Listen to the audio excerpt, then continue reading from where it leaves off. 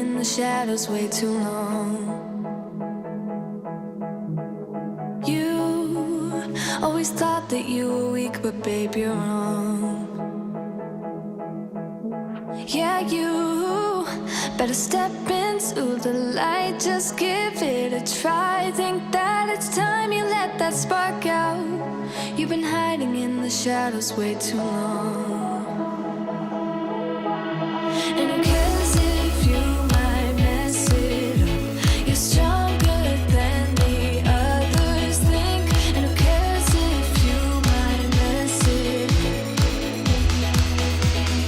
Go ahead and shine, darling. Go ahead and shine, my dear. 'Cause who cares if you might mess it up? Just shine. You shouldn't doubt yourself, 'cause you're a work of art. You should know that you are perfect with those flaws. Yeah, you better step into the light, just give it a try. Know that it's time you let that spark out. You've been hiding in the shadows way too long. And who cares if you might mess it up? You're stronger than the others think. And who cares if you might mess it up? Go ahead and shine, darling. Go ahead and shine, my dear. 'Cause who cares if you might mess it up? Just shine, shine, darling. Go ahead and shine, my dear. 'Cause who cares if you might mess it up? Just shine.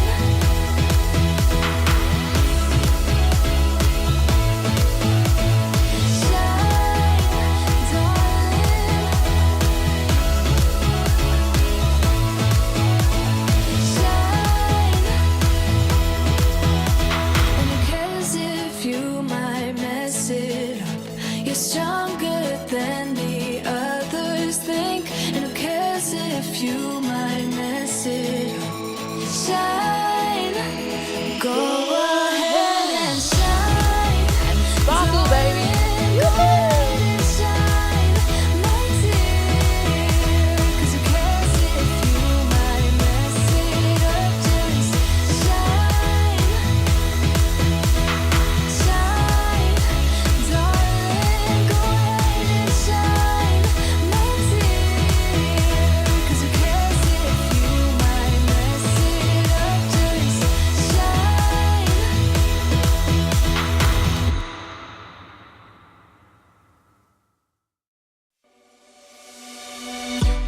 On a run from my given disaster, speed away from the holy mind, pride. That's where I never thought it would matter. If I'm gone by now, all my weakness keep on linger on repeat, like it will be my favorite song. Oh, I know I should be moving on, but you got me good, you got me good. I keep on driving till it bends, still it feels like I pretend. Keep on driving and driving along the road tonight.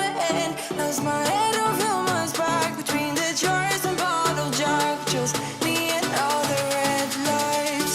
Keep on driving and driving.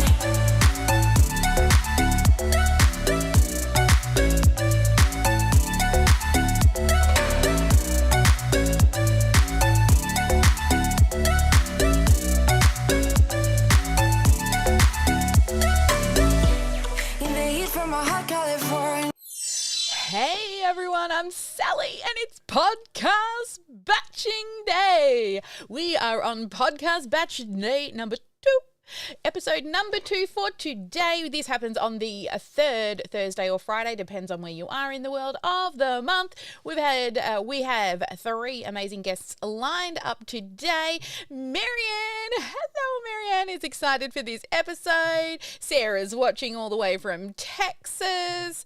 Joyce, hey Joyce, energy for me and Meagan. We love to dance. We're a little crazy. We've done an episode before. It went for 3 hours, I think, close to. So wait.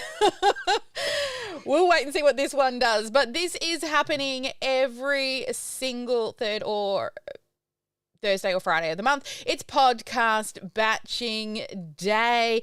If you've got any questions throughout the episode, then please just drop a Q with your question and I will certainly help it. And Lisa has asked a question. She wants to know, you would love to know what tech I use to have the music so clear. Lots of lives I watch are so scratchy with the music. Well, a couple of things that I use. First off, what I use to stream is Ecamm, right? So I've got Ecamm going on with all the things. And the second thing is Restream to go out to all the places. And then finally, the music is from Epidemic Sound. Now, I normally I have like these little cool things that do like, I'm pretty sure that the images aren't working. Yeah. No file found because I've just moved to a new computer. So it's normally I have special little pretty links and everything that you can go and trial the software. But I'm also then going through a Rodecaster. Look, we should totally just do a whole episode on my setup one day. How does that sound, Lisa? We'll do that for you.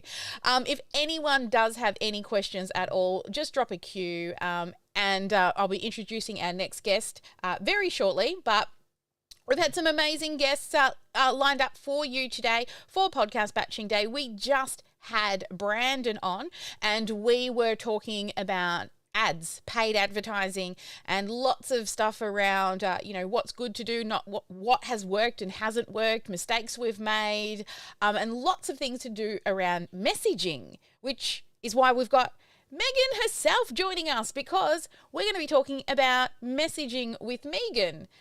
Messaging with Meagan. That's pretty cool.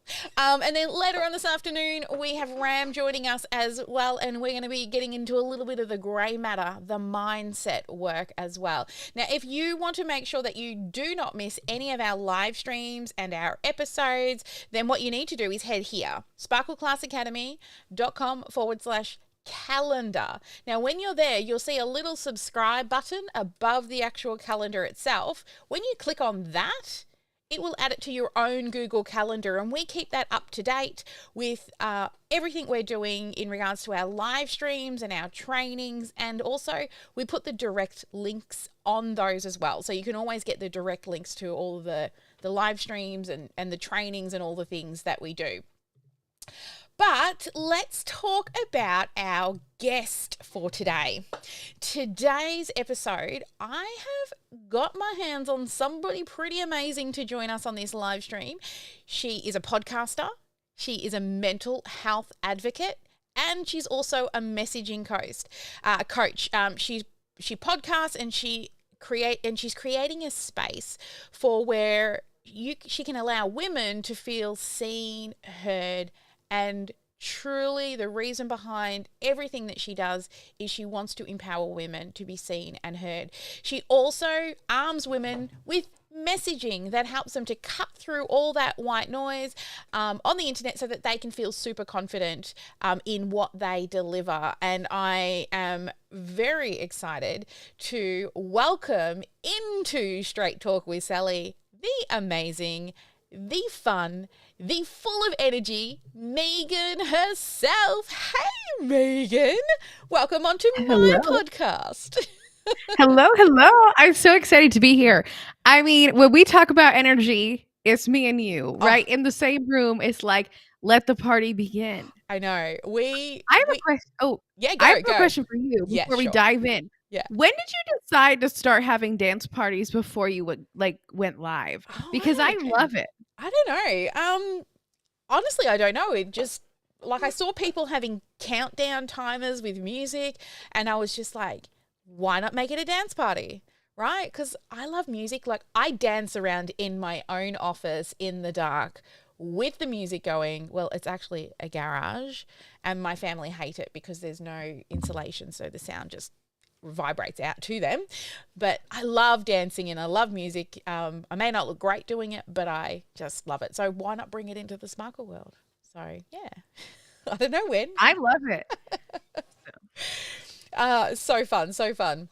Well, Meagan, before we get stuck into like messaging, which I'm sure most of you are here, let us know if you're here to learn about messaging. I mean, most people struggle with messaging. But before we get into all of that, I want to know a little bit more about you.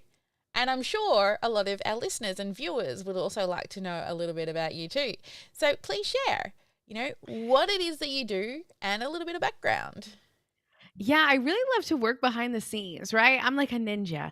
No one really knows what I do, and I like it that way. So, but it's kind of funny how this all works out. I've been on the online space for about 8 years, and I used to work for a lot of influencers. So I was the back end to a lot of fitness influencers. I worked for many of them because once you work with one, you're pretty easy in with the other ones because they're like, okay, they trust you with your passwords, I'll trust you with my passwords.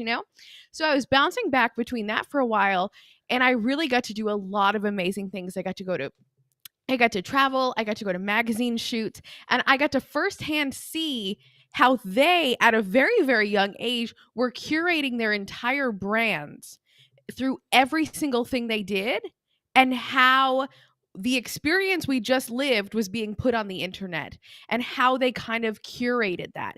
So that's kind of how this whole messaging thing started, was just me being a witness to how the greats were doing it, essentially. So I did that for a while. And then then I started running websites, and then I was a social media director. And so I was like, okay, like it just kind of came naturally. But then there was this one piece of the puzzle that just kind of made it all made sense. My nonlinear thinking really allows me to see words, lift them off the screen, rearrange them, and put them into something that makes sense. I really think that the ability to look at someone's situation, acknowledge that you don't know exactly where they are, but pull out some facts that they might be feeling or kind of anything like that, and then give them something that fits them, is just a skill that not many people are exercising. So that's a skill I exercise. I also exercise my jaw on a podcast. I love podcasting. I think it's my favorite thing. So that's a Yeah, little bit about me. you just made me think of, there's that TV show where the doctor, like, he stops and he stares. He's got autism, and then things like float around. That's what happens. Yeah, and then it all pieces back together. That's the vision I just had with you and words. Look, I wake up in the morning and like I've studied copywriting and I can do it, but I don't go like, yes, I get to do messaging today. Like, I know it's part of business, and I know it's like, so like everything starts with the right message. But to have your brain and your eyes, it just gives it that totally different perspective. And especially when you are the good doctor. Thank you, Ma. Yes, the good doctor is what I was talking about. It gives it that perspective of, especially when you like enjoy putting words together. And you and your podcast, tell me how that all came about. What made you get into podcasting? It's very funny. I've always known that I had a message to share. I just always started too soon before my message was ready. So this is actually the fourth podcast I've started. My first three, just I ran out of things to say. And I found that a lot of podcasters who are like, yeah, I'm going to start a podcast, and they kind of know what they're going to talk about, they fall off. Because let me tell you, when you use all your good content in the first five, what else are you supposed to talk about, right? And so this time it was different. This time I said, on October, let's just say 18th, I was like, I'm starting a podcast. On November 1st, I had 3 episodes released. Like, there was no time. It was just like, let's go, let's hit the ground. It's time to get this message out there. So it was finally just my time. And I've known, like I said, I was around influencers, watching them literally share their message with hundreds of thousands of people. I was like, hey, this could be me. And so I just always started and tried. But the reason I am where I am is because I tried so many things that didn't work. And I always talk about how people are not where they want to be because they don't try enough things and they're afraid to fail. But you don't really fail. You just realize that that's not it. But it could not be that that's not it. It could just be a piece of the puzzle. So when you zoom out, it all finally makes sense. Yeah, look, I understand like wanting to share your message. I've tried multiple times to get a podcast going. I've never started a new podcast. I just add on to the back end of the one I originally started. But I'm really, really lucky now to have a podcast manager that helps to, make things a little easier. I think for me it was time, as in I didn't have the time. And this is why we record the podcast live on a live stream, because literally what we teach inside the Sparkle world is go live and then use the content in your courses, in your podcasts, in wherever. We were talking before the episode how you're like, I should do that, but I don't do that. And you're like, it may mess with your flow. I find it just easier on the live. What do you think is different? We're totally off topic and this is what we do, but what do you think might be different if you did it live versus just you in a room talking into the microphone? So I guess it's a vanity thing and an ego thing, right? Because I know when I post it not live, I know people listen to it almost immediately. But when I go live and no one shows up, I'm like, ugh. Like I go back and I watch live videos I've done, which is so funny because I do live videos for my real life job. I do them every day. But it's different because I'm behind an armor, right? I'm a different person. But when it's me and it's my real stuff, it's like when I watched you share your story within the challenge, I was like, this is real. This is some real stuff right now. Like you're not hiding behind everything you're so used to being behind. And that's what happens with me with live videos when I do them on my personal page. And nobody shows up because I never go live, right? Yeah. I haven't told them, yes, this is something I'm going to do often. You should show up. Or, hey, I even provide value. You should show up. I don't do that because I literally 3 days ago, I went live eating egg bites from Starbucks and drinking a London Fog tea latte because I thought I had something to share, but then 2 people showed up and it just got real awkward because nobody said anything and they were just staring and watching me eat bacon egg bites. Like it was just... So it's a me thing for sure because they aren't conditioned. So I don't know if you ever watched Jasmine Star early when she started going live all the time on Instagram, but she used to do it while she was making her coffee. She used to have her French press and she would only do it for the amount of time her coffee was, percolating. And so it just that I think I need to do something around the live to give me an excuse to be there. I'm just waiting for this thing. And while I'm here, let's kill some time. Well, when I first started going live back in the Periscope days, it was me and a coffee. I would sit down in the morning, I'd have my coffee. I'd sit in my old office in my little tiny corner where I had to squeeze in to get in there. And I'd go live and I'd just talk about stuff. And I would just talk about stuff and go live. And then half the time it would be like therapy because I'd listen back to it and go, Sally, you should totally take your own advice right now. Yeah, well, that's me with my podcast. I mean, I learned so many things about myself.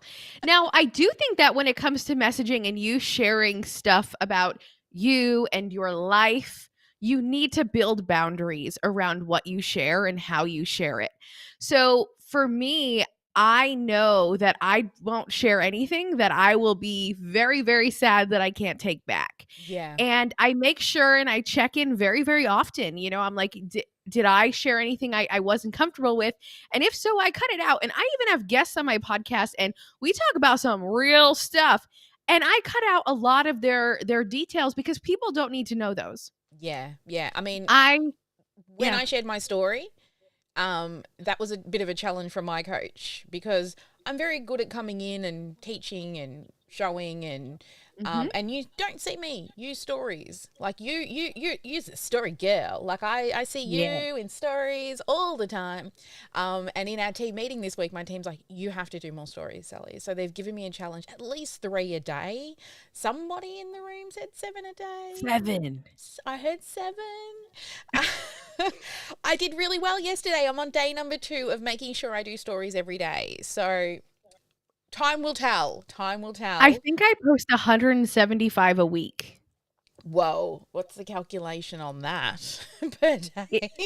It's like, yeah, it's something serious. But Yeah. that's how that's how I primarily communicate with my audience. I only share on my Instagram feed clips from my podcast.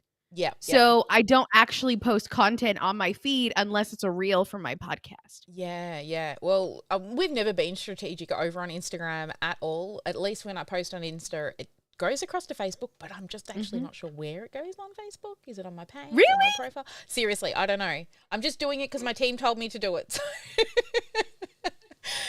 Oh, dear. I'll have to hunt it down and make sure it's going to the right places on Facebook. We're actually here to talk about messaging, and this is what happens when we end up in a room. People, just know there'll be what we call lots of tangents going on. I don't have a tangent bell, but we're not using it.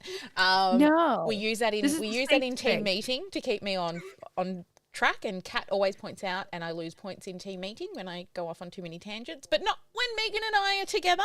No, it'll be what it'll be. Tangents are allowed. Well, Tangents I are also think totally that allowed. I also think that through this type of nonlinear discussion, you uncover things that you wouldn't normally uncover if you were just to have a very A to B conversation. And I think that there's so much beauty in the gray. And I know you always say the gray matter, which is something I've also never heard. And I always have to like think. And I'm like, I thought my brain was pink. Like every single time. Every time that's what goes on in my head. I'm like, I guess it's gray. So But don't you like grey? You like greys and whites, hey, baby. You know, it's a dark Listen. place in there. Yeah, can we talk about I know this is about messaging, but color is a part of your messaging. It is. When did you decide that you were going to be a bright pink with poop emojis behind you? Because I am here for all of it, but when were you like, this is who I am and I'm here for it? It's been a growth and a transition as we all grow and change, right? So back when I was in network marketing, I my last name's always been Sparks, right? I remember when I used to sing back in like high school, and people would say, "Is that your stage name, Sally Sparks?" And I'm like, "No, my dad just has a really cool last name. Thank you." And then when I started in network marketing, I'm like, well, what am I going to name my team? And then I kind of Googled, and I found that there's a tree that only grows in America called the sparkleberry tree. And the company that I was joining, my upline was from America. It was just launching into Australia. So I called my team the Sparkleberries. So it kind of represented some sparkle. And then as I started to lean into the sparkle, and then people who were following me back then started calling themselves the Sparklers and the Sparkle Sisters. And I'm like, it just kind of grew from there. I've always been a huge purple, like I got married in a purple velvet dress. No, That's how you much didn't. I will have to show you photos. A medieval wedding with a purple velvet dress and a pearl and diamond tiara. My husband wore chainmail and had a sword and all the things. My dad was like dressed up as the king, and Friar Tuck kind of married us, and the dogs had, all these cool things on. I need some photos. Totally show you some photos. And then I always started using getting shit done. I'm getting shit done. Get that shit done. Take action. Get shit done. And then people started putting the poop emojis in the comments. And then I was out at like a $2 store, and I saw the purple emoji. And I'm like, holy Jesus, this was made for me. It was made for me. So I bought it. And then, of course, I had to have a friend. So we've got P1 and P2. like B1 and B2 from Bananas in Pajamas, but they're my little poos, and they're busy getting shit done, right? And then the branding was always going to be if you ever want to buy me something purple, it has to be the blue side of purple, because I like, as one of my sparklers used to call it, blurple. Blurple. Because you mix red and blue together, right? You end up with more maroon, it depends where you are, or you end up with more violet. I like the violet side. So if you ever buy me, the violet side of purple, okay? All right? The violet side. The violet side of purple, more blue than red. And I don't know.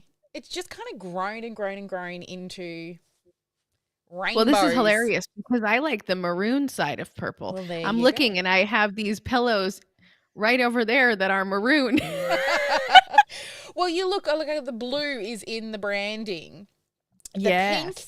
pink came in as like an accent, and the blue and that kind of came in as an accent. I don't know why the pink came in, because I never used to be a pink person. I was always like blue, like teals and blues and things. But anyway, and then it's grown. Recently, yellow came in, and you know the frame around this looks pretty cool. So I'm happy with it. I don't know. It grows and it develops and it changes as we do. If you look back to some of my old videos, you would see like goblets and dragons, because you know I like the medieval stuff. And then also you will see blue nosed teddy bears in my old videos, because there's a story you may have heard behind blue nosed teddy bears. I don't know, it's part of my daughter, and you know all the things that happen with my daughter and my son. So yeah, my branding has evolved as I've evolved, and stories have popped up, and they slowly start. Like that, even that little bag back there came from a sparkler, and on it says "Getting Shit Done," and it's got the hashtag Sparkle Sisters on it. You can't see it. How cute. Yeah. And what made you go all like greys and beige? I'm a and neutral white? human. You are. Yeah. not. I only like white, tan, black accents, and olive green. And it's so funny. I have people who literally who are very close to me, because that's also the only colors I wear. And that's the only colors my house are. They're just a color palette I truly enjoy, because it's like fresh and clean and easy, and no one can tell if I wear the same thing 9 days in a row. I'm just kidding. I impulsively love to shower. I love to shower all the time. But for me, the colors represent my words that I'm sharing can be easily transferred into your life, because all of the advice I give and all of the words I share are for people to take in and really think about. And I think that with me being in muted tones, it allows them to be like, hey, this is just a message and I can take it in, you know? So that's kind of like subliminally a little bit why I do it. But for me, it's just they're the colors that make me happy and don't make me like stressed out. I tried to be orange once, and I just couldn't hang. I mean, I really did try, because I was like, listen, I was like orange and this other color that went together. And I was like, this can work for other people, but it just didn't feel authentic to me, which is a really big part of branding and messaging. If something doesn't feel right, you should not go forward with it, because at the end of the day, especially if it's a personal brand, like that's you, that's your name. And if it feels inauthentic, people can tell. And people can tell when you are not vibing. It's like me on live stream on Instagram. People can tell I'm not feeling it. But when you see me in a different domain, like I can do a live like this, no problem. But for some reason, that one trips me up and people can tell. No wonder they don't stay. But I think when your messaging or your words are just copy and pasted, or you do the same thing, I even think when people use the same hashtags or use too many hashtags, that's a problem. Because now you're just copy and pasting, like blanketing everything, because you think every post is the same and everything's included in the same, and it's not. Yeah. Every post you post should be unique, as should the image and as should the hashtags. Yes. So, well, on images, my team's very happy. They've been bugging me for nearly 12 months to go and get photos done, because they've been using the same 4 photos for about 2 years. Yes, Sally, let's get them new pics. I'm locked in on the 30th of the month. I have a photographer lined up. I even brought some new clothes. I just showed you my new pretty dress this morning. That is a nice It is a dress. very pretty dress. And my team are very happy, especially my graphic designer. And she's very happy. we, Now, we, we have, yes, go. I'll let you go. oh, I was just going to say, as a graphic designer in your past life, how do you think that transfers into your messaging that you put out? Yeah, I think it has a lot to do with the colors and the branding and everything. So everything that you see, I've designed first. Mm-hmm. I do like when I want to do creative avoidance, so I don't want to get, income producing activities done, but I want to do something fun. I will design something for the business. And so everything that you see is my design, and then my graphic designer models that. And I give her Mm-hmm. creative license. Like the last time, so she worked with me for a while and then she left and she's back again. But she brought in like this beigey color for a little while last year into my branding, and I didn't really like it. But I also let her have a little bit of creative license around it. Mm-hmm. And she's playing with a lot of our, because I love threes and triangles. So she's playing with our little triangle elements and getting quite creative. And I like that she's using more grey than the Mm-hmm. beige now. But, it starts off with my idea. But I do also, because I know that she's a creative, I do let her have some creative license around it. And also, I think there's all different types of designers and graphic designers, but I was a really huge infographic designer. Like I love to Mm-hmm. take really complicated things and hone that message into really simple, short, and clear. So you will never, very rarely, will you see a really long sales letter from me. It's just like too many words, right? I don't have time for Yeah. that. And most of my people don't have time for that either because they're busy business owners. But then when I'm looking at my words on the screen, I'm also looking at it with a designer's eye as well as that. So, what's the hierarchy, which is a design term of, what pops on the page if they were to scan it? The bolded letters, do they read almost without reading the copy? Mm-hmm. So I have that kind of designer eye, as in I like to simplify things as much as possible. Clean, simple. I think that's probably why I fell in love with automation, is how can I take something really complicated and simplify it down.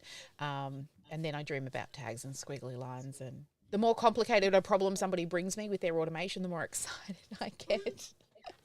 So I will tell you, speaking of dreams, I had a dream about a bird last night because you were posting on your story about your bird Cosmo. yeah.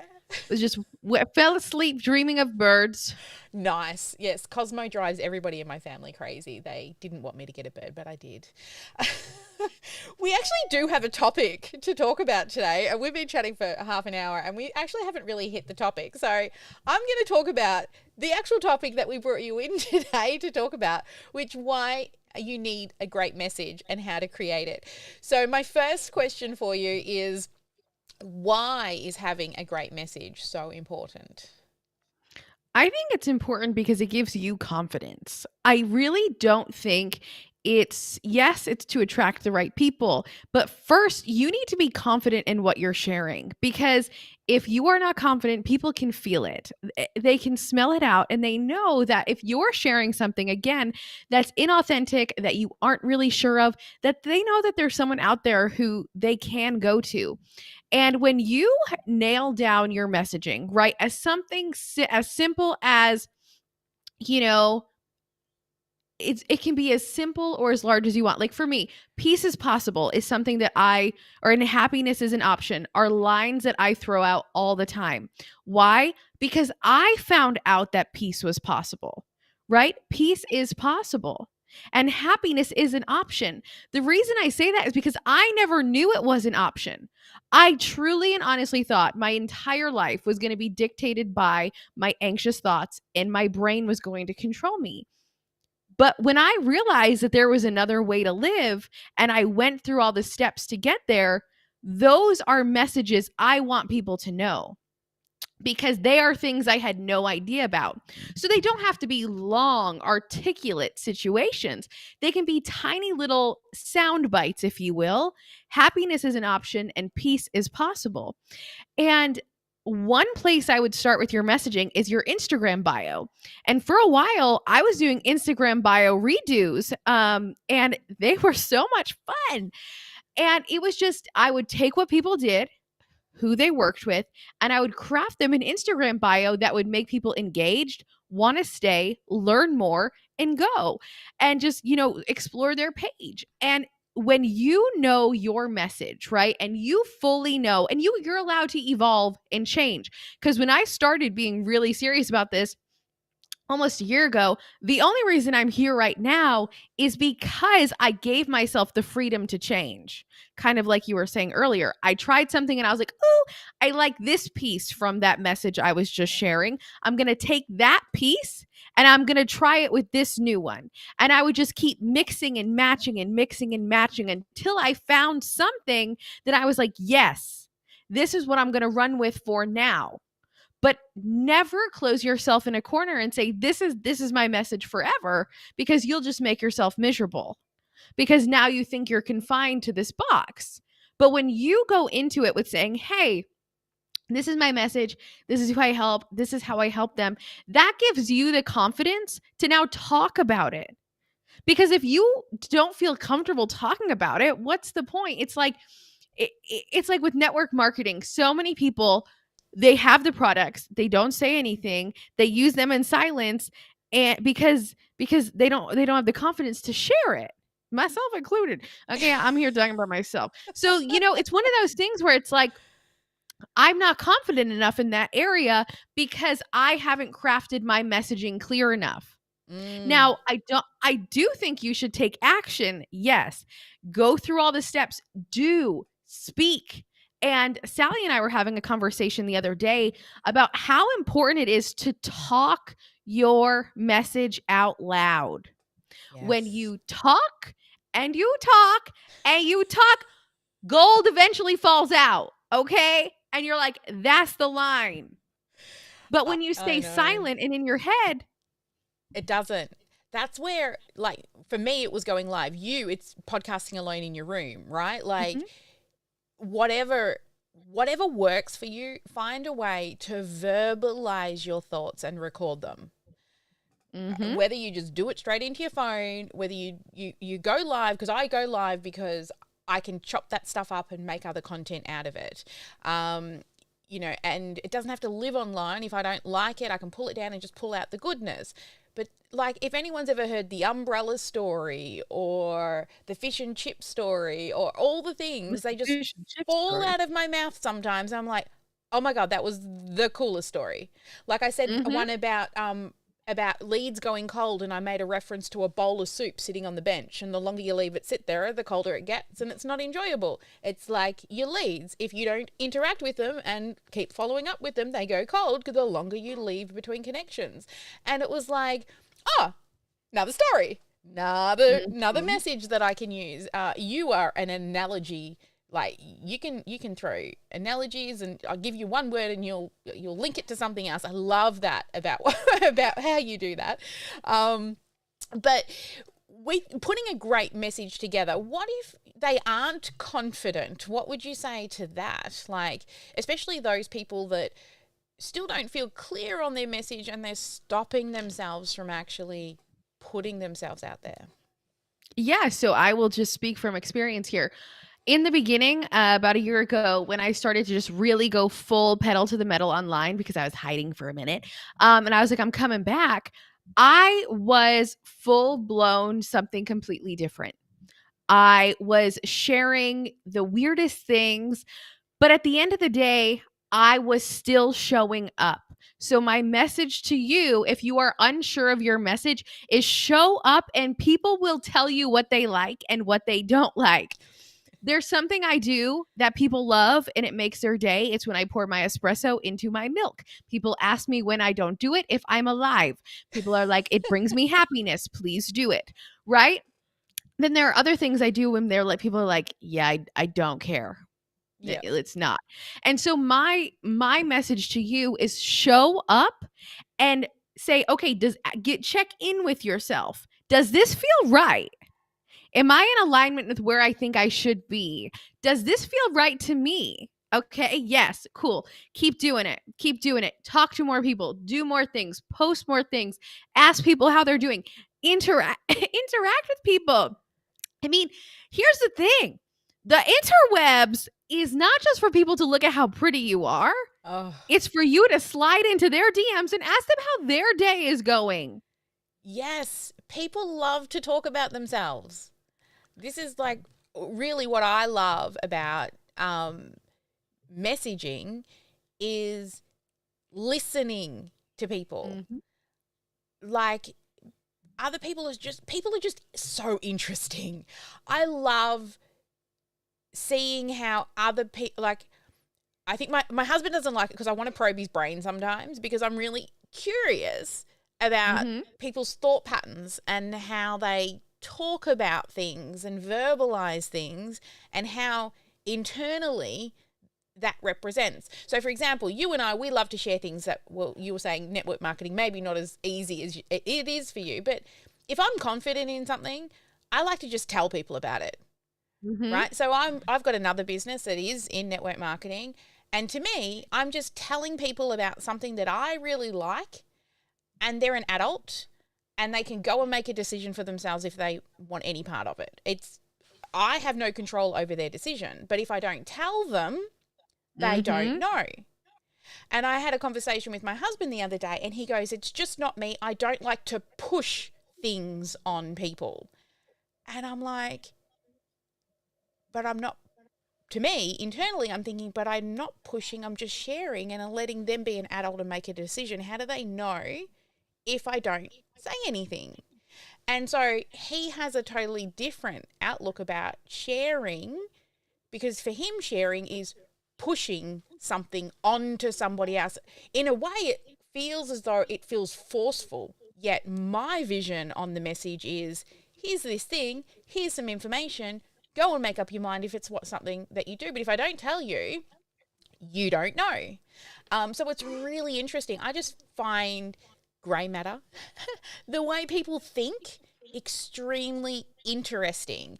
I think when I start to probe his brain, sometimes he thinks that I'm having a go, like I'm trying to pick a fight or tell him he's wrong. I'm actually not. I'm just super curious with the way his brain works. But I get to practice that more with my clients and things like that. And sometimes I know, okay, Sally, you got to step back right now. This is not a thing that he wants to do because it's not something that he's comfortable with talking about. But I think that comes to messaging, right? The more we listen to people and understand, because sometimes we verbalize something that is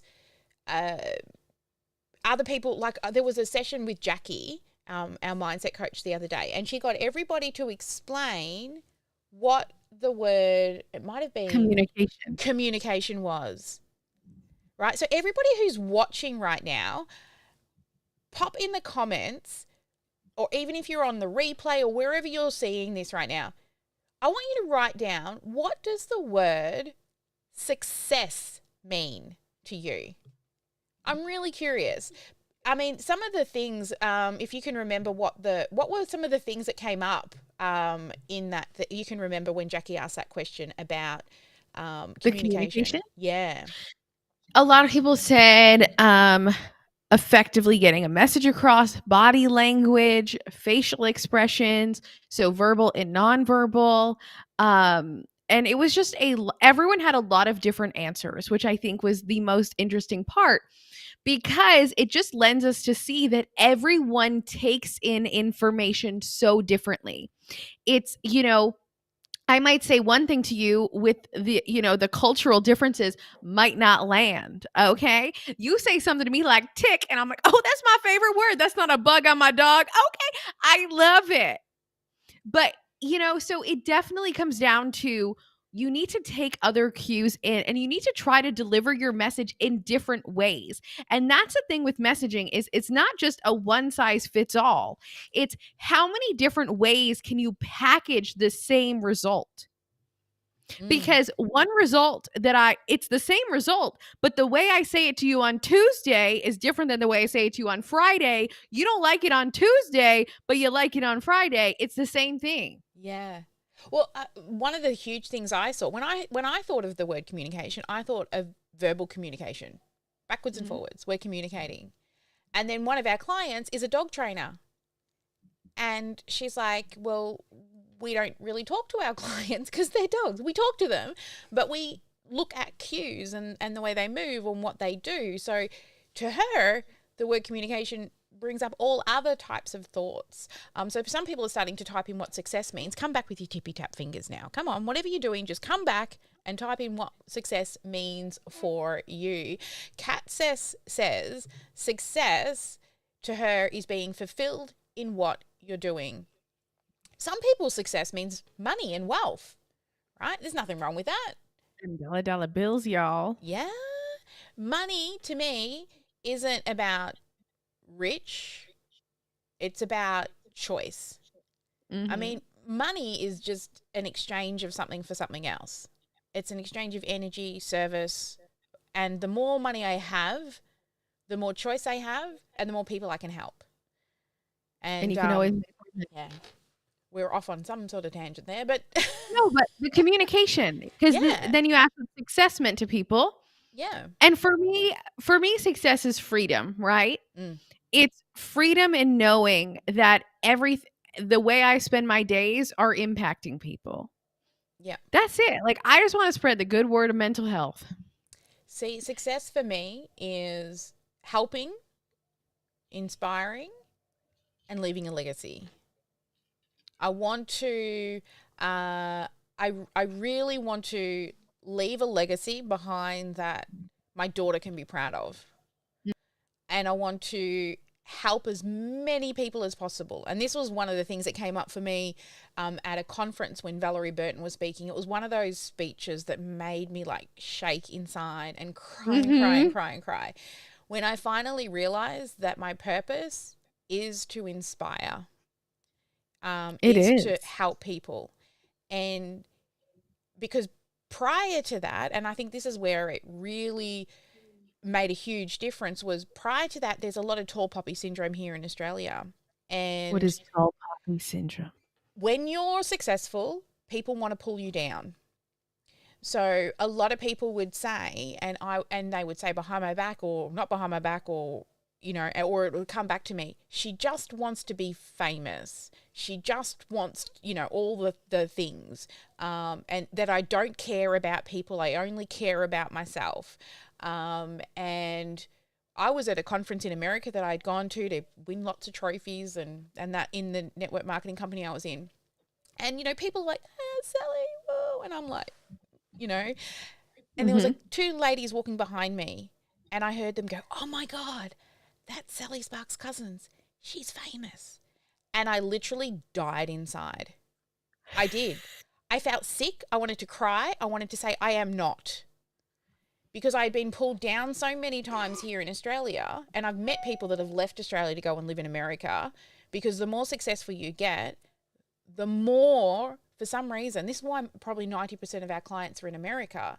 Americans want to hold on to successful people and model them.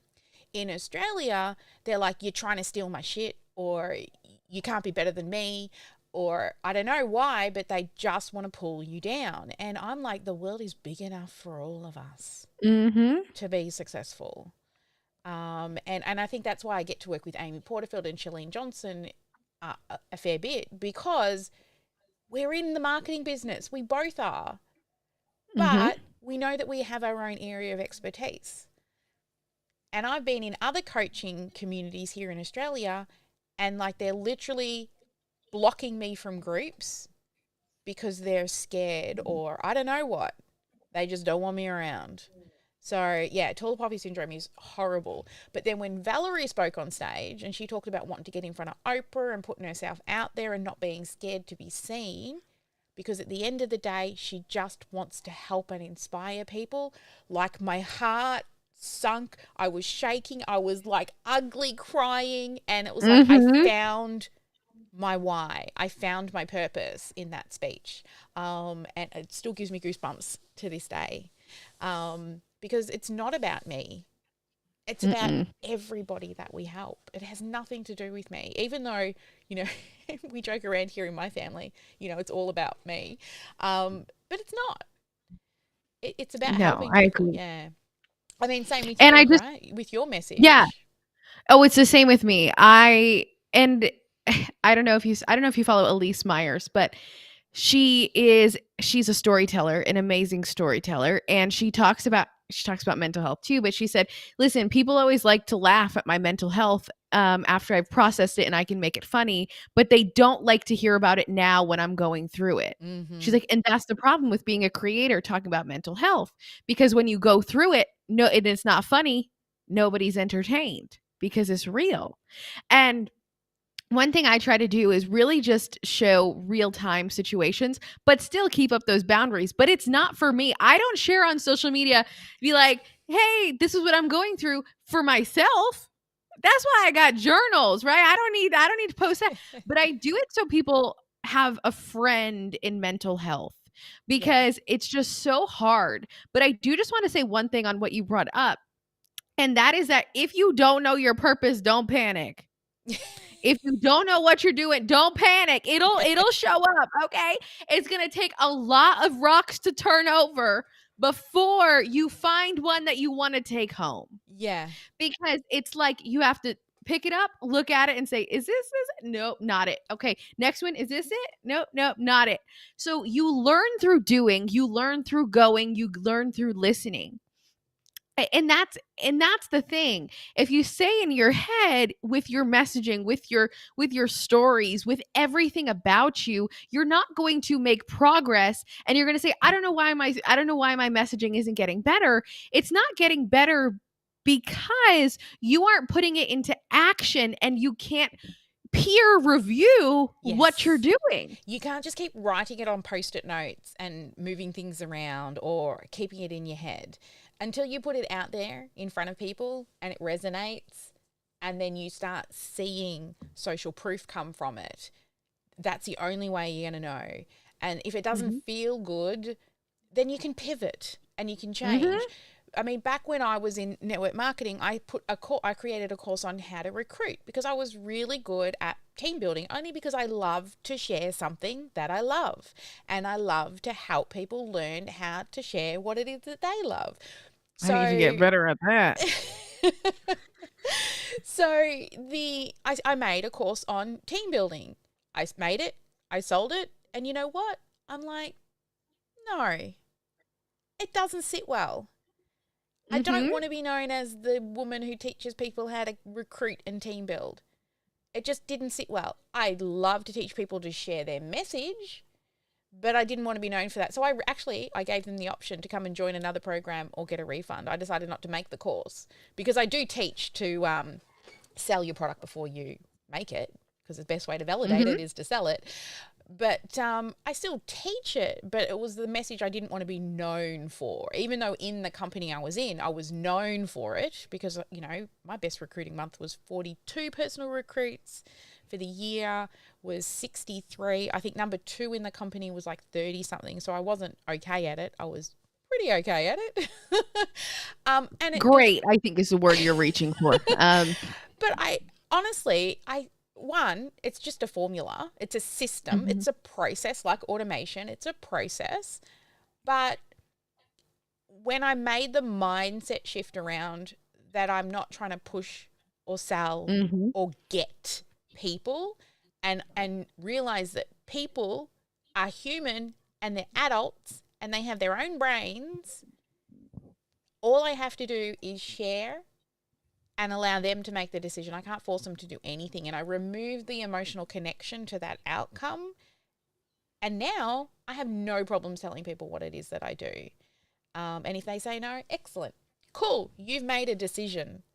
I actually, when I am in a shopping centre, those people that are handing out pamphlets and they stand in the middle and you're like trying to look the other way and pretend. Yeah, you mean the ones that I just go, no, thank you. Yeah, or you try to avoid them or pretend you're on your phone or having a conversation. Right. do you know what I do with those people now? Is I go, What no, do you thank do? you, but good luck. I hope you get the next one. Because they're just doing their job. It's a hard job. I did it once and hated it for about a month. You don't get any love. People are so nasty to you. And, you know, somebody has to do it, I guess. You know, it's like not everybody can be a boss. If there was, who would work for us? I love that you love to be behind the scenes. You're an entrepreneur, right? I am. You are an Yes. entrepreneur.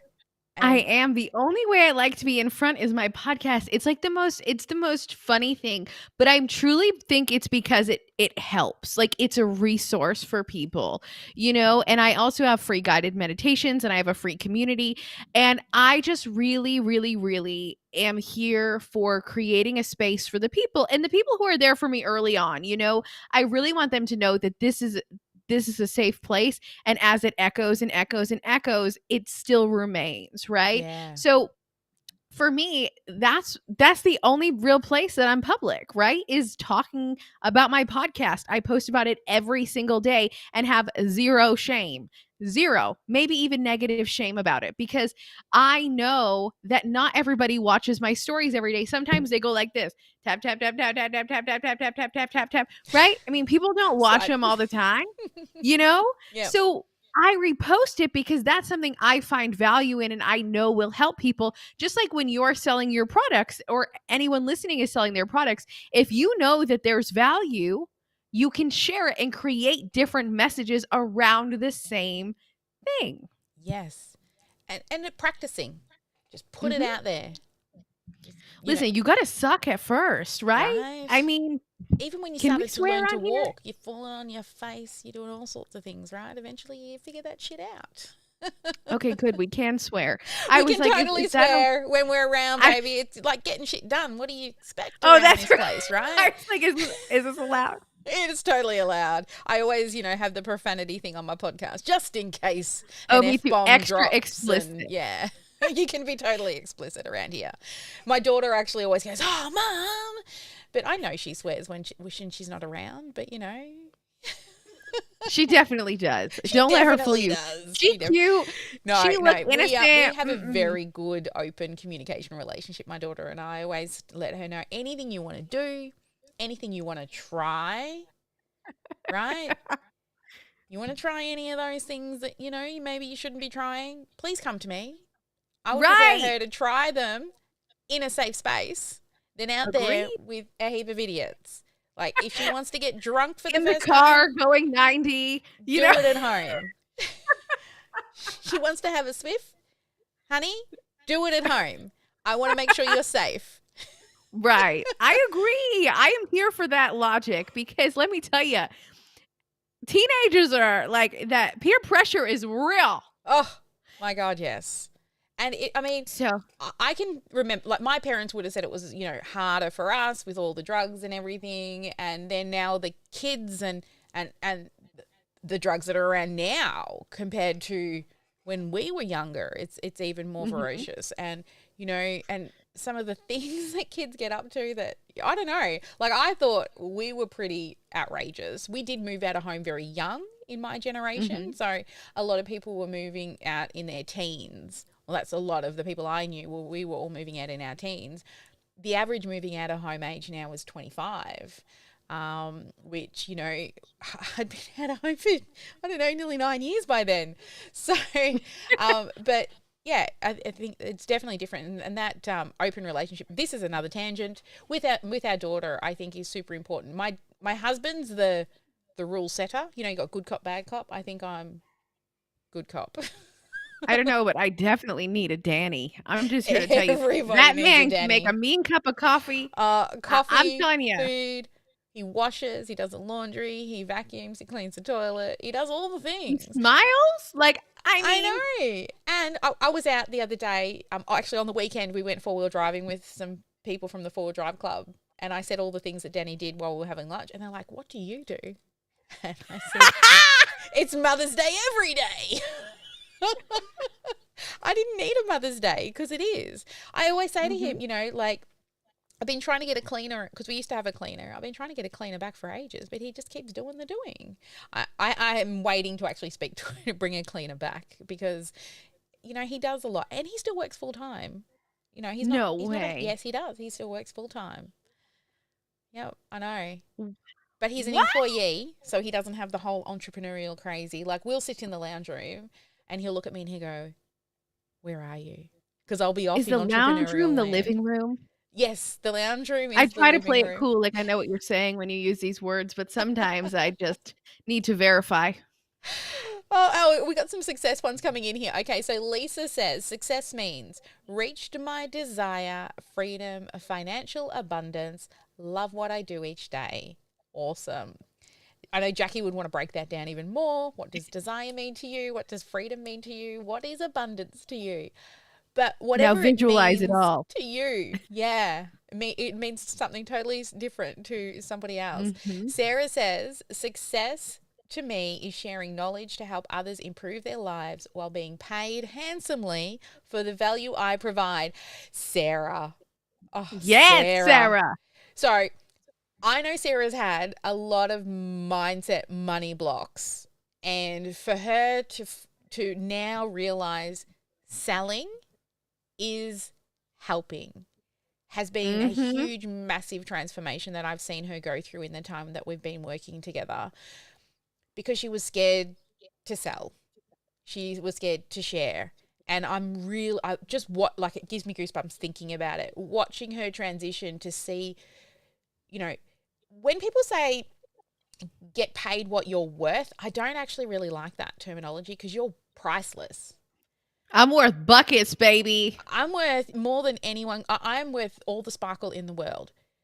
Not get paid what you're worth, get paid what it is that you do that helps others. Make sure that you're paid handsomely for that because you, as a person, you're priceless. So I always feel a little funny when people say get paid what you're worth because there is no price tag for your own personal worth.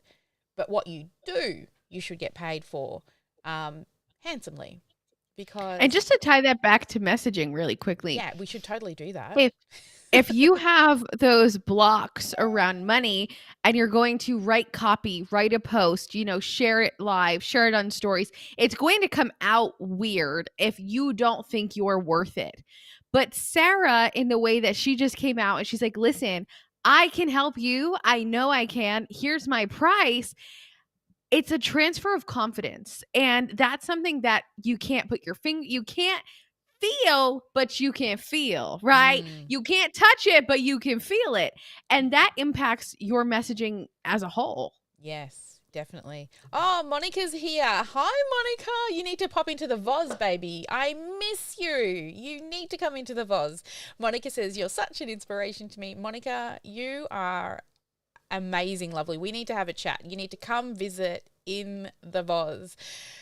All right. I do have another question for you. What is an ideal message? What would you say is an ideal message? Well, I think it's going to circle back to what you were chatting about earlier when you said that your customers don't have a lot of time. So you don't write long sales letters. So it's going to be unique to everyone's circumstance and everyone's situation and everyone's type of customer.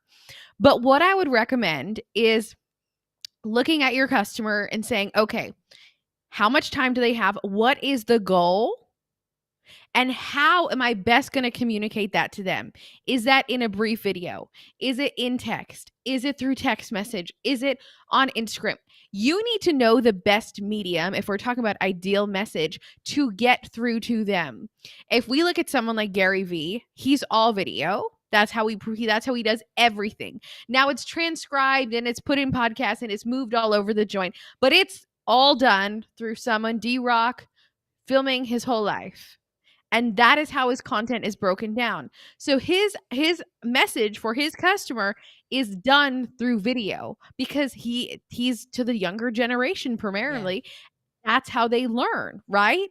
So depending on who your customer is, it's going to change. But if they're busy, like Sally's customers, and they only have a short time to read a few lines, then that's what it's going to be. But you want to make sure that there is a goal and value in every single thing that you write. You ask yourself, what is the goal of this post? What value can I add to their life? And where will I send them next? Those are Yes. the three big moneymaker points that you want to make sure you hit. Say those What is again the for goal? everybody. Yes, they're good. Yeah. What is the goal of this post? What value can I share for them? And where can I send them next? And after you have all of that laid out, what you need to do is you need to look at it through the lens of a consumer. We all consume everything, right? We consume content, we consume coffee, especially on this podcast. We consume everything we purchase. We are a consumer. So if you were to look at your post through the lens of your consumer, how would you feel? Would you want to read more? Would you go somewhere else? Would you click that link?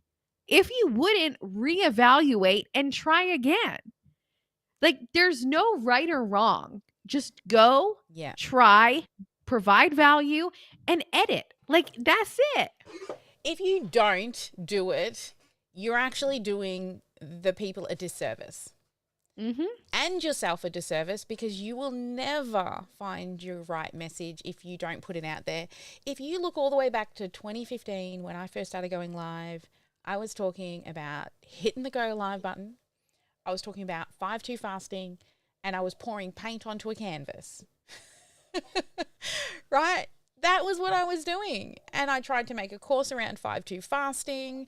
I made a course on going live, which we still teach. However, I've come a long way from a phone and a roll of toilet paper. But, you know, I just shared things that I did, and eventually I got to here where I am now. It's at 2022, so it's been a few years, but it never went serious into full-time until 2017, when I resigned from network marketing, and went into this full-time. And I was still teaching at art schools and things like that at the time, but my message evolved. I remember I used to get so many people watch me pour paint. Right, just pouring paint on canvases, and people wanted more of that. Wait, because you really paint. I do paint. I'm not very good at it, but I paint. Yeah, I'll show you photos one day of some of the artworks laying around. I just love mixing colours together and watching how they all blend. And then I do like pour painting, and it's more of that abstract type art, or like I do I'm about to be abstract doing a art. bunch of abstract art here coming up. Maybe I should go live. You should. People watch that shit. Like, seriously, there's a few people I follow on Instagram, and they'll just be painting and I'll be watching. That's like half of my videos on Instagram. When I go to Reels or into videos on Facebook, it's people painting. But yeah, I love to just, down the back of my office, there's a whole like art studio down there with all my paint stuff. Not that I just love watching and mixing colors together. But yeah, I don't know. I did love. I love that. So I have a question for you. When it comes to adjusting your message on the fly, so when you're going live, right?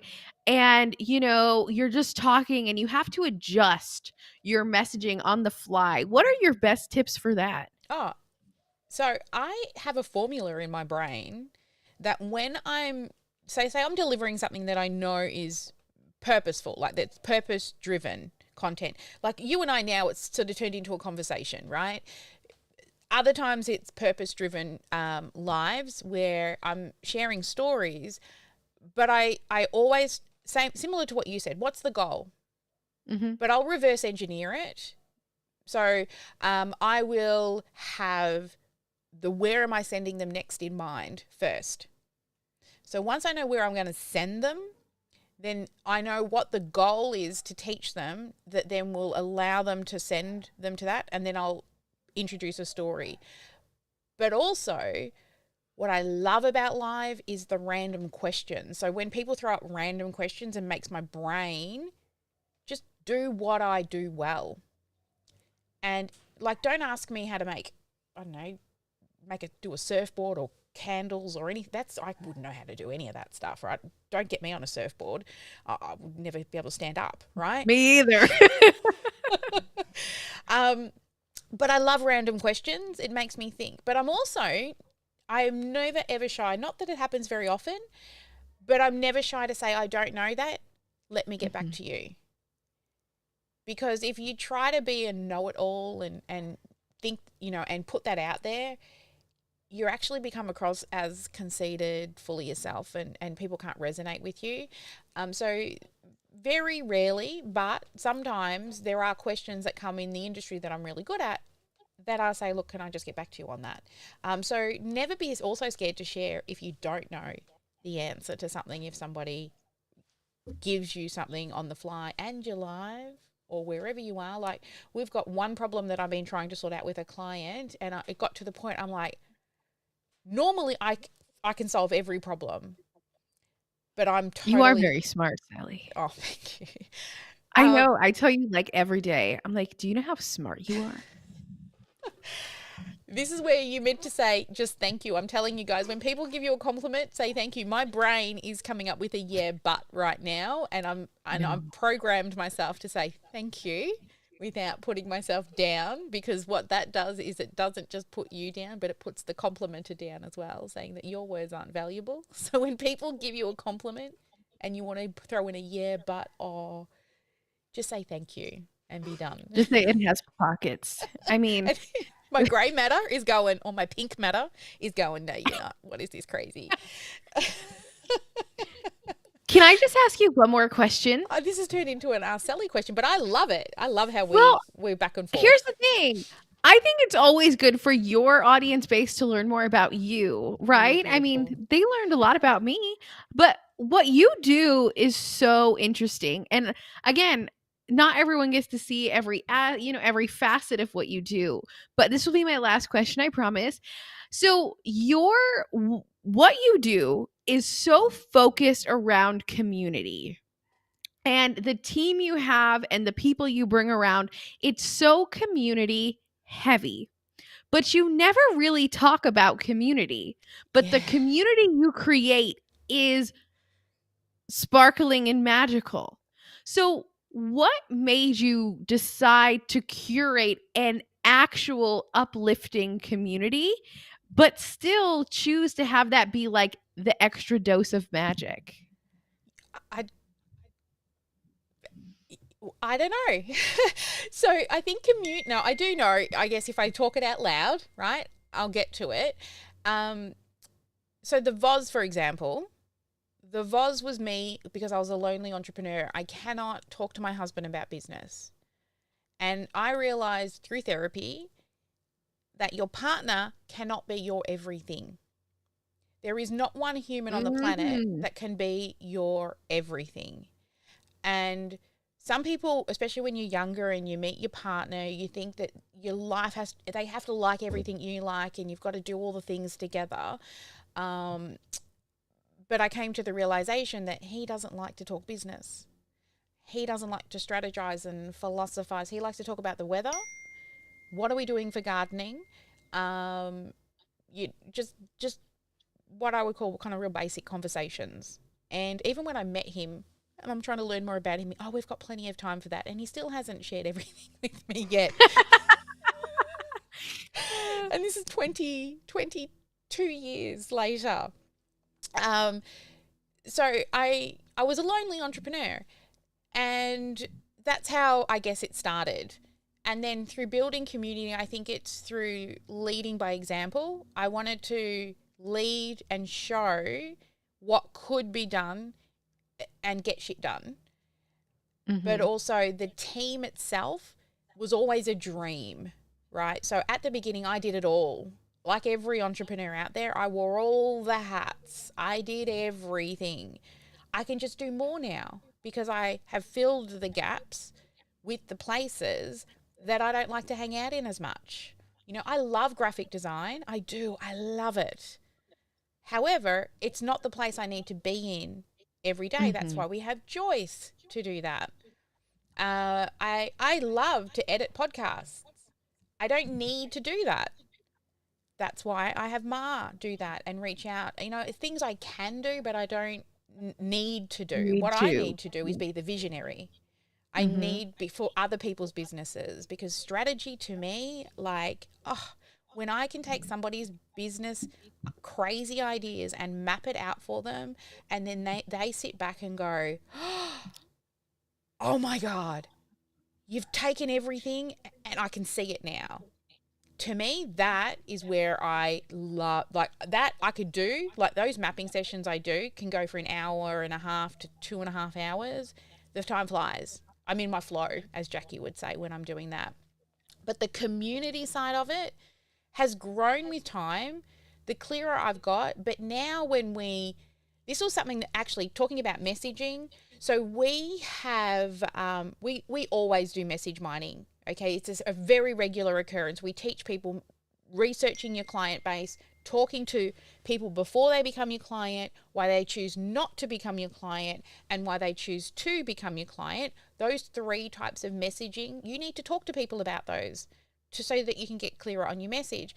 And I'll have to say, and you bringing up community, through the last round of message mining I've done, especially since we made the decision to build all the tech for you. So I would say at the end of last year, we were known for click by click, which meant we helped people to set up their systems following my videos click by click to do it themselves.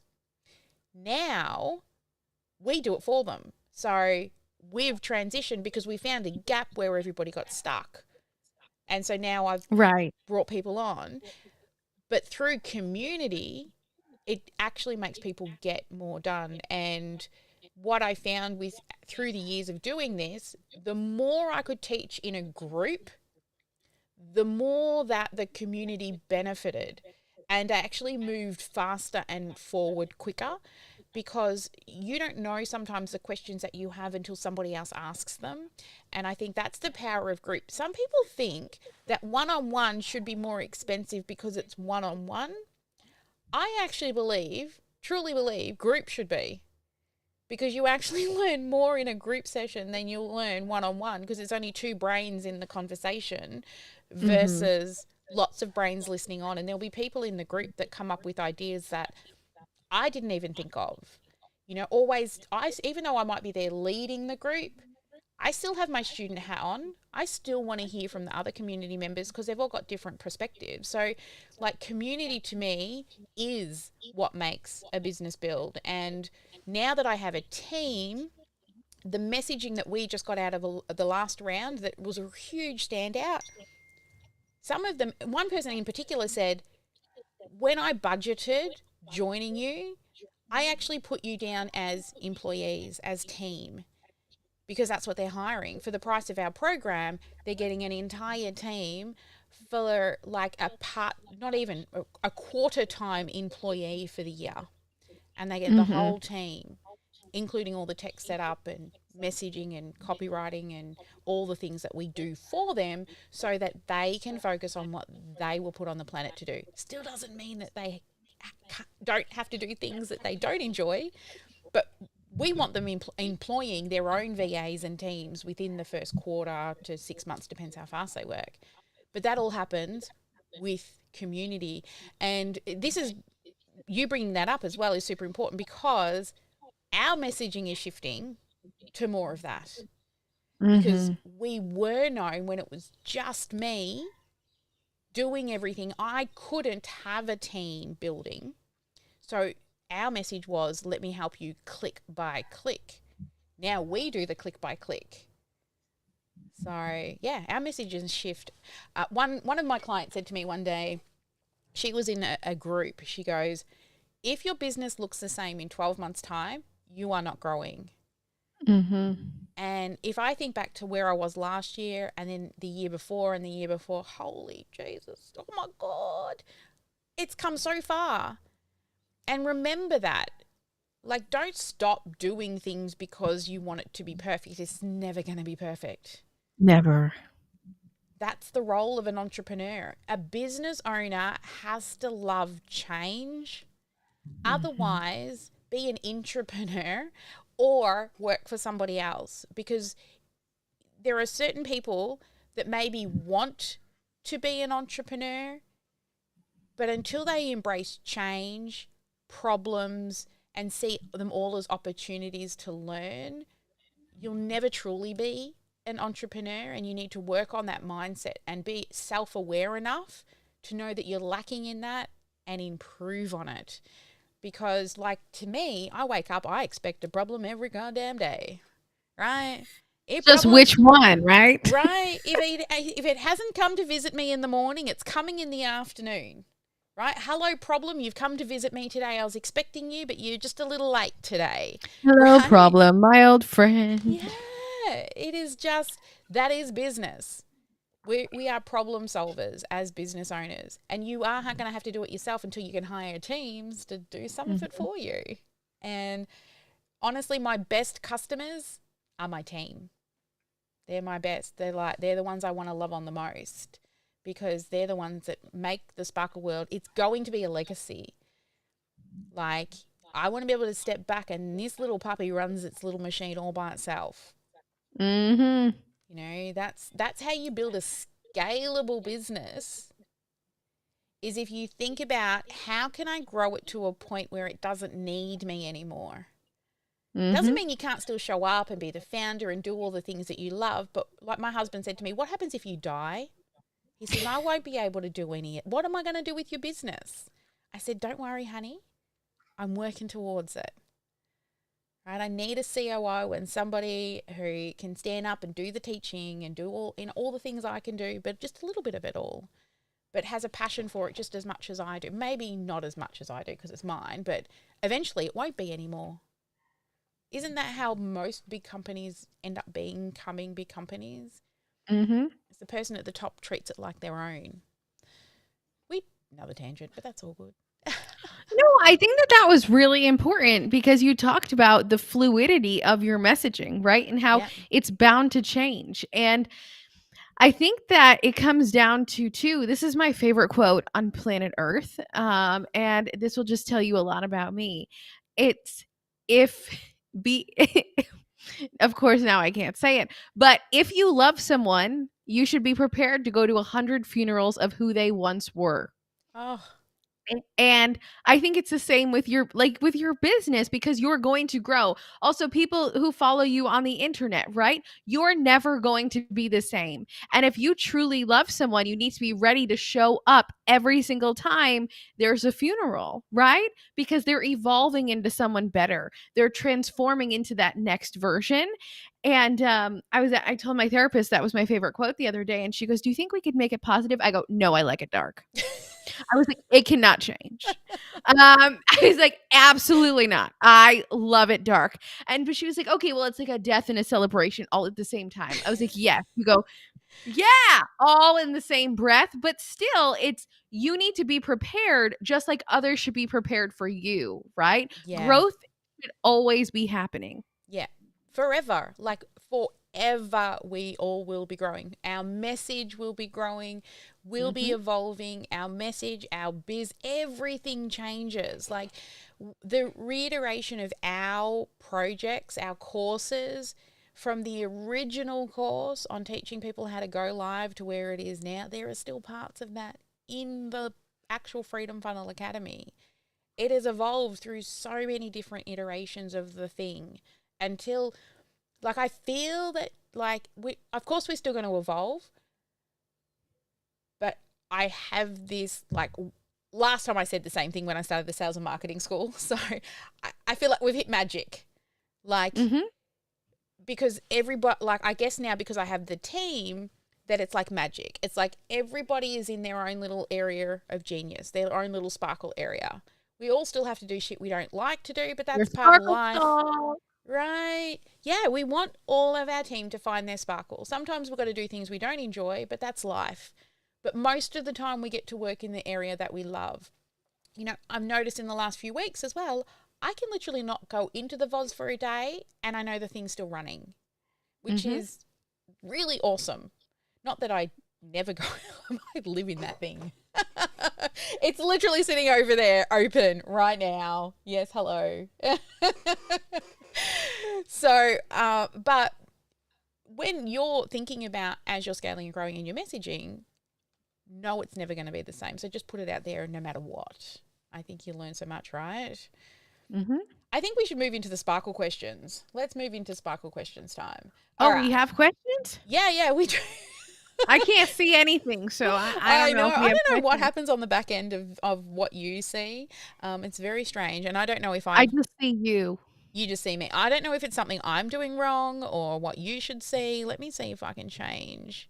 No. No, it's I'm okay. sure. I just can't tell what's happening. It's Yeah, just the me and you. last time I did podcast lives, I was actually doing them through Zoom. So this is different. And I don't know what the interviewee side looks like, but interesting. Anyway, I'm sure there is a way for you to see what is going on. I just don't know how to make that It's happen. cool. All right, so we always end with some sparkle questions to probe a little bit into your brain. So what advice would you give to people who want to pursue a career that has been similar to yours?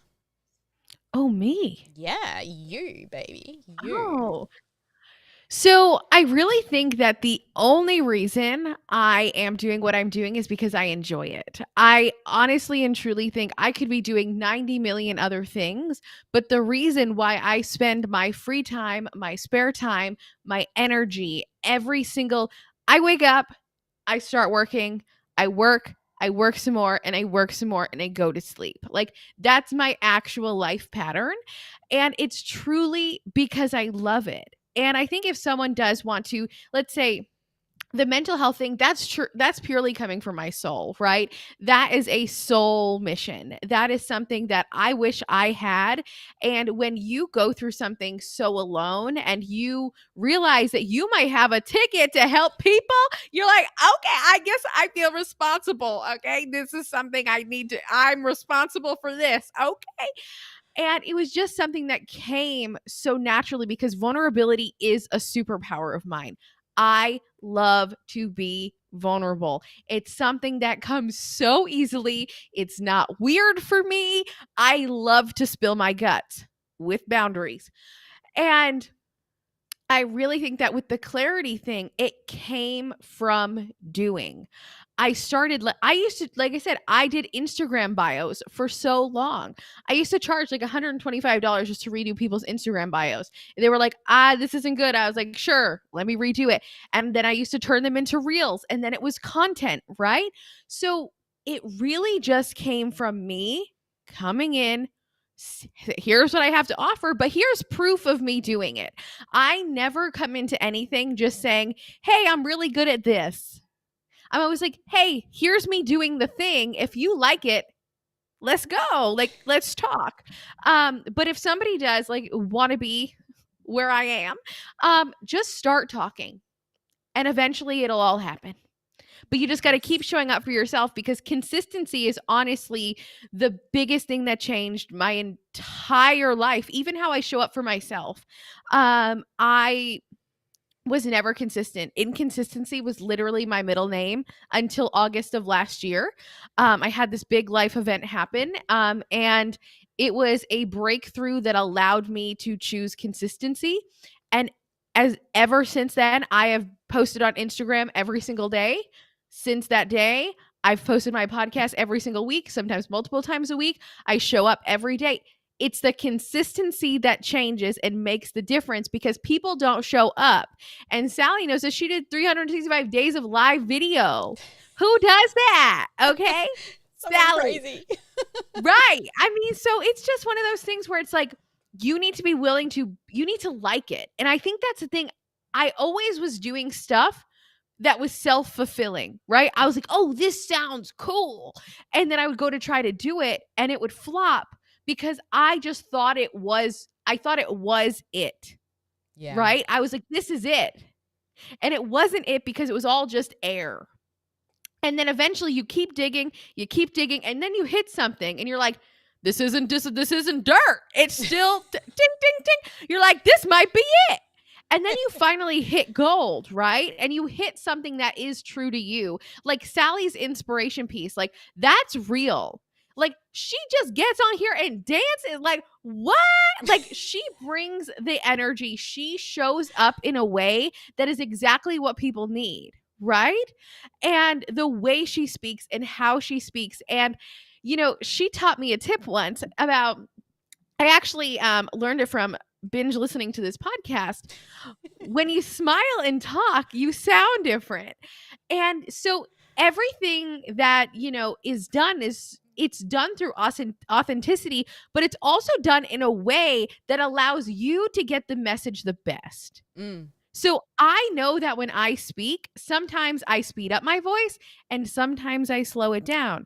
Sometimes I talk loud and sometimes I talk soft, because Yes. it's a way of getting my message across in that's going to actually hit. Yeah. And that comes with time. Yeah. And like you said, just talk. Just talk. Mm-hmm. That's it. Just talk. I find talking versus writing or thinking, to me, is the best way to get all the crap out, to find the Mm-hmm. gold. I write, my brain works way too fast for my hand to keep up. Oh, mine too. I got no hope.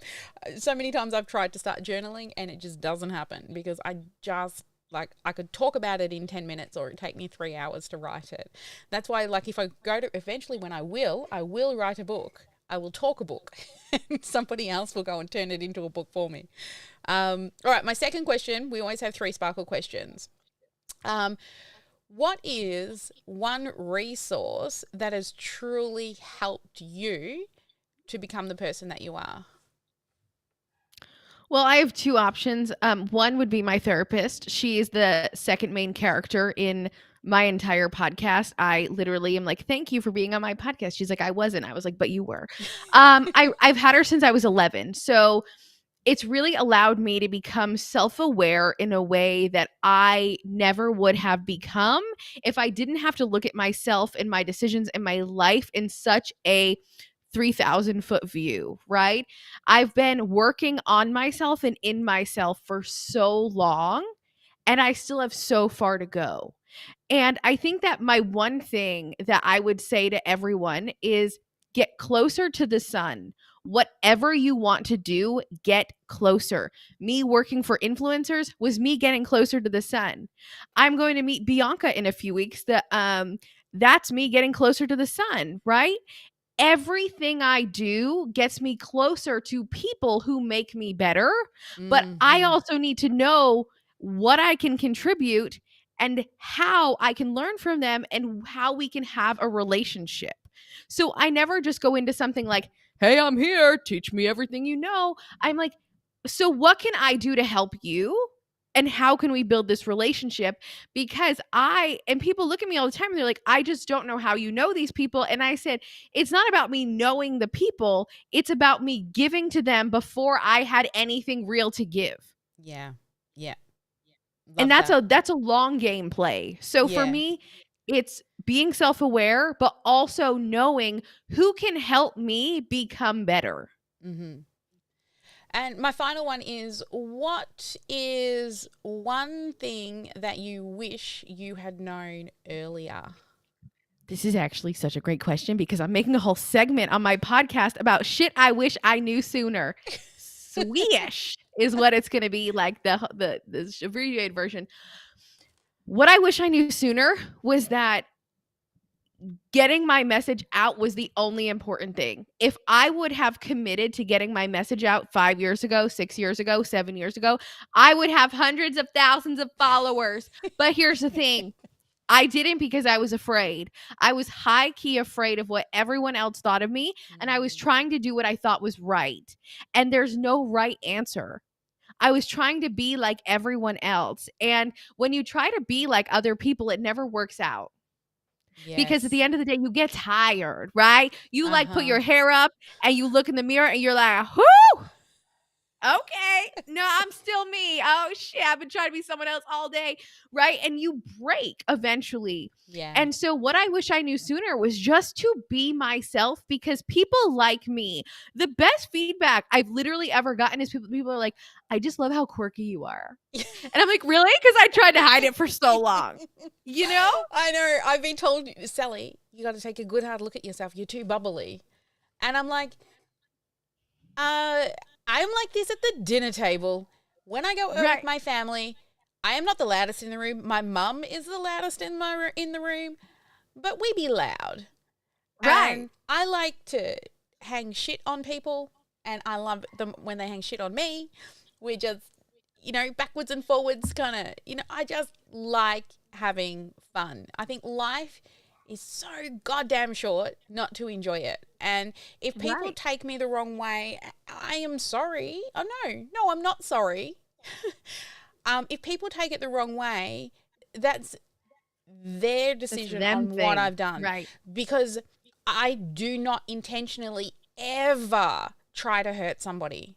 I know in my soul, in me, that I never intentionally want to ever hurt anybody. And if Mhm. somebody takes something that I do and thinks that I intentionally tried to hurt them, well, they're wrong because I didn't. And if you just want to come and talk to me, let's figure this shit out. Let's talk it out, or you can hold a Mhm. grudge forever, right? Right. Intention is everything. Yeah, and that's why now I got past that fear of being judged, because that was a huge part of me being, not showing up, because I Mhm. knew, literally writing down, I want to help people and inspire women, like, was my tear jerking Same. moment. It was the thing that was like, okay, this is what you have to do with your life. And sometimes, my husband's just got to say to me, he's proud of me and he loves me. I feel like I'm on the right path then, like a words of affirmation, baby, right? Just tell me that I'm doing a good job. Same. um, you don't have to buy me things, or Unless it's a blue shade of purple. right, correct, or gadgets for around my computer too. I can love on those quite a lot. Well, there's always more room, but no, gifts, they don't rank that high. But words of affirmation, Oh, yeah. Words of affirmation. What is your love language, people? If you haven't done it, go Google it. Smart people Google. Go and find out what your love language is. It was so fascinating when I did it, and then I got my husband to do it, because I honestly thought that my husband's would be acts of service. yeah, Yeah. same. I thought he would want me to do things because he's always, I'm busy, I'm cleaning, I'm doing da da da da da. You know what I found out? It is quality time. I believe it. If I He get a looks like a chair, love bug. oh, he loves it. I've just got to get a chair and sit in the backyard while he's gardening and doing whatever, and just go, looking good, darling. Great job. And he's happy. He's so happy if I'm just sitting there with him. My brain's going, I want to go and do something. I want to go and create something. But I love him enough to stay in that chair no matter how much my brain's telling me to get up and go and do something. Because he does all the things like the cleaning and the cooking, and everyone should have a Danny. Everyone needs a Danny, including me, accepting all applications. My Instagram is at Meagan herself. Add an A, drop an H, then you've got Meagan. But no, this has been wonderful, Sally. This has been so much fun. All right, so let's have a look. If people want to find Megan's podcast, it's called Seasons of You. There's the little link for that. And if you want a quick link to all of her things, it's meganherself.co, without the M, no M, No M. .co. Because See, if I would have started my messaging sooner, I would have got the M. you would have got the M. Can you still buy the M? Nope. It's Nope. taken. Yes, Sally Sparkle's taken too. They wanted way too much money for it. I'm like, yeah, no, you can keep it. Yeah, no, you can keep that money. Thank you.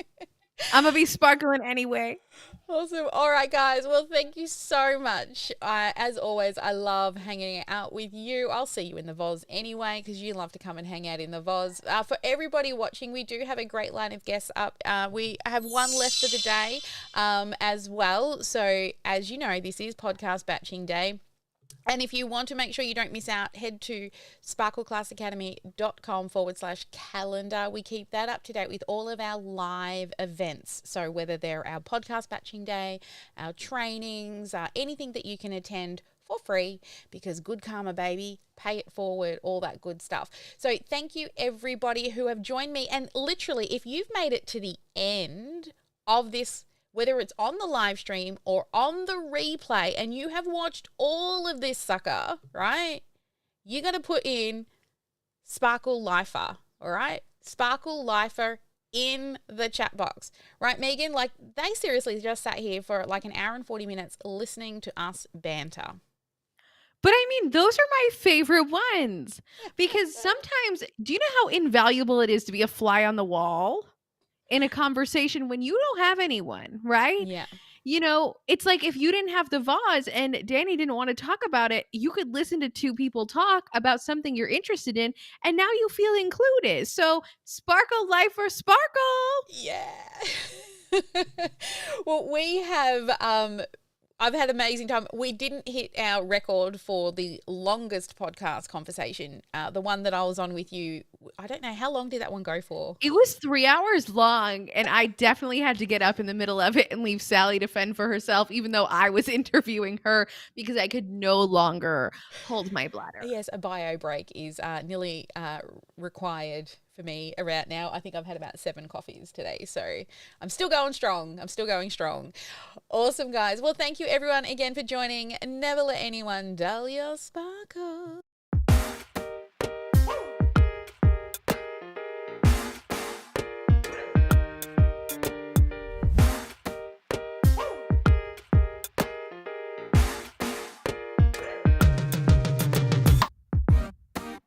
I will not bow down.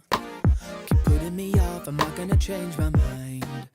You're headstrong forward, but this time around I'm taking my time. Don't push me, I'm not coming down, I'm not giving up. Oh, don't rush me, I made up my mind.